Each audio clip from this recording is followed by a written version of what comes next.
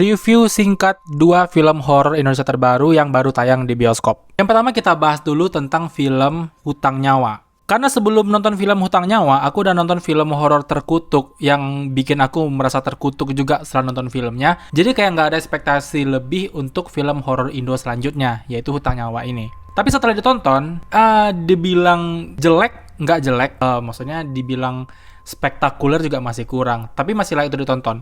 Seenggaknya sepanjang film ini kita nggak dibuat ngantuk dengan jalan ceritanya. Kita nggak dibuat ngantuk dengan filmnya. Kita sebagai penonton masih bisa menikmati jalan ceritanya dari awal sampai akhir. Karena memang konsep dan alur ceritanya jelas. Ditambah lagi acting para pemain-pemainnya yang nggak usah diragukan lagi lah kualitas actingnya. Ada Tasca Namya, ada Muhammad Khan, ada Mian Tiara. Tapi di sini ada Rachel V-nya yang aku belum pernah lihat sebelumnya gimana acting dia di film. Tapi untuk di film ini not really bad, but not really good too gitu. Ya dibilang bisa acting lah gitu. Untuk jalan ceritanya, saking menikmati pembangunan cerita dari awal sampai akhir, aku sampai lupa untuk makan cemilanku, bayangkan.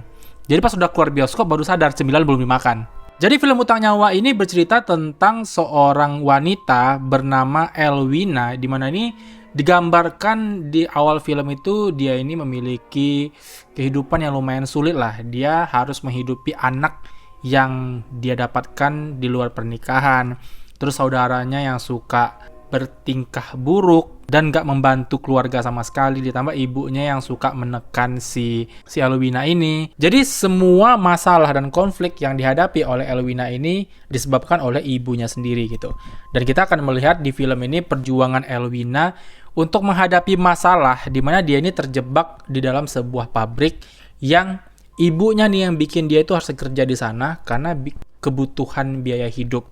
Jadi keluarganya ini berhutang dengan seseorang dan si Elwina inilah yang harus membayar hutang itu dengan cara bekerja di sebuah pabrik di mana pabrik itu akan membahayakan nyawa si Elwina. Nah, nanti di sepanjang film ini akan diperjelas tuh apa hubungan Elwina dengan pabrik itu, terus kemana ayah Elwina yang dikatakan hilang dari umur 7 tahun, dan siapa ibu Elwina sebenarnya itu diketahui di sepanjang jalan cerita ini.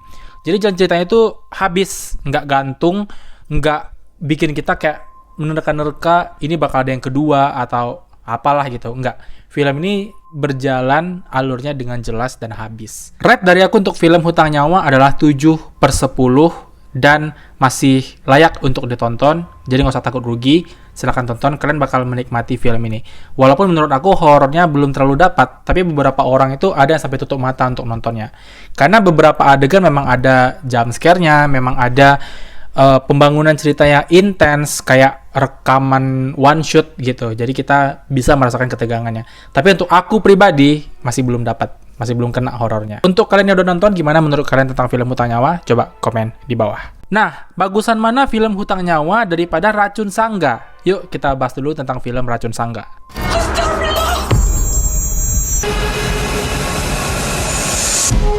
Nah, untuk film Racun Sangga, ini parah sih. Ini definisi film horor yang sebenarnya. Enggak, minimal film horor yang aku suka lah. Karena apa? Racun Sangga ini ya, horor yang berhasil bikin penonton itu nggak nyaman duduk di kursi. Dan yang bikin hebat dari film ini adalah penampakannya itu nggak terlalu banyak. Adegan jump scare nggak banyak. Tapi kita itu berhasil dibikin merinding dengan teror yang dialami oleh para pemainnya. Jadi film Racun Sangga ini bercerita tentang seorang pasangan suami istri yang baru menikah. Terus mereka mengalami gangguan-gangguan mistis dan dikatakan mereka ini mendapatkan santet yang bernama Racun Sangga, di mana orang yang akan mendapatkan santet ini bisa membahayakan nyawa mereka dan bisa bikin mereka tuh bercerai. Nah, siapa yang mengirimkan santet ini kepada pasangan ini? Sebenarnya dari awal tuh kita udah tahu siapa yang ngasih. Jadi highlightnya bukan di situ gitu. Highlightnya bukan maksa dibikin plot twist siapa yang ngirim ini, tapi betul-betul teror yang dialami oleh pasutri ini sejak mereka menikah gitu. Dan yang bikin film ini jadi makin serem untuk ditonton, ini tuh berdasarkan kisah nyata guys. Ini kisah nyata pasangan suami istri bernama Andi dan Maya yang kisahnya tuh viral di thread Twitter. Dan thread ini ditulis di akunnya Gusti Gina, kemudian diangkat menjadi film Racun Sangga. Nah, kalau kita compare antara thread viralnya dengan filmnya, itu nggak jauh beda guys. Bahkan di thread Twitter itu dilampirkan juga nih rekaman interviewnya Andi dan Maya dan foto-fotonya. Dan itu memang sama dengan yang ada di film ini. Jadi kalau misalnya kalian malas membaca di thread, tonton aja film ini, ceritanya nggak jauh beda. Nah, yang aku suka itu teror horornya guys. Seperti yang aku bilang tadi, dia tuh nggak banyak penampakan, nggak banyak musik-musik jumpscare yang dar-der-dor gitu. Tapi kita betul-betul dibikin greget gitu dengan penyajian horornya. Dan di film ini tuh ada konsep yang mirip Paranormal Activity gitu. Jadi mereka pasang kamera CCTV terus memperlihatkan apa yang terjadi di tengah malam ketika mereka tidur. Itu aku suka. Kayak horornya tuh dapat banget. Dan aku rasa ya durasi filmnya mungkin hampir 2 jam atau 1 jam lebih lah. Tapi walaupun gitu, kita betul-betul dapat experience-nya gimana susah payahnya pasangan suami istri ini untuk mencari jalan keluar, untuk bikin mereka tuh sembuh dari santet itu gitu. Dan aku suka acting dari Frederica Cole dan Fahad Hydra sebagai Pasutri.